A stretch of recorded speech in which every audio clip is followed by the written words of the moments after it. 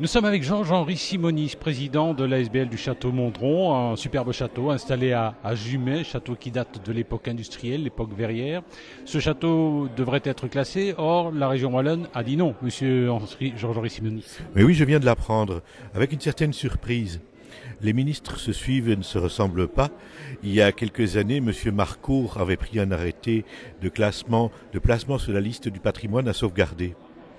Et puis, il n'a pas été suivi par ses successeurs, dont le ministre actuel, M. Di Antonio.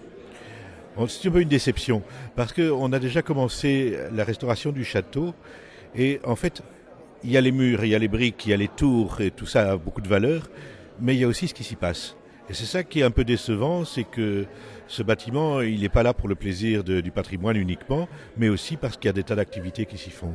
Et il y a des travaux à effectuer, mais est-ce qu'un classement, c'est pas une arme à double tranchant parfois? Oui, mais on avait convenu avec l'administration, du moins avec une partie d'entre elles, de faire un classement partiel, de classer 2 pièces dans le style un peu 1900 et de classer les façades. Pour le reste, on sait se débrouiller, si je puis dire. Il ne faut pas que ça coûte trop cher à la collectivité. On n'est pas du tout quémandeur de subsides, mais il y a des choses qui nous dépassent. Nous, on a fait ce qu'on pouvait au niveau de... On est en train de continuer l'électricité, la plomberie, etc. Ça, on peut peut-être faire face petit à petit.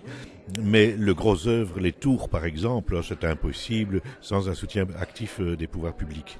Du côté de la région wallonne, c'est définitif, c'est clair? Ou elle peut peut-être changer d'avis d'ici 2-3 ans? Comme les ministres qui peuvent changer aussi. Oui, c'est là peut-être qu'il faut un peu espérer, mais on va continuer à faire un peu de mise en relief du château qui est visité assez souvent. Et là, c'est important qu'un maximum de gens connaissent ce château. Enfin, dans la région de Charleroi, on le connaît bien parce qu'il y a beaucoup de fêtes de toutes sortes qui s'y font et c'est toujours agréable d'y aller. En tout cas, on souhaite la bienvenue à tous ceux qui veulent visiter le château Mondron. Ça se fait périodiquement avec la Maison du Tourisme de Charleroi et ça se passe généralement très bien.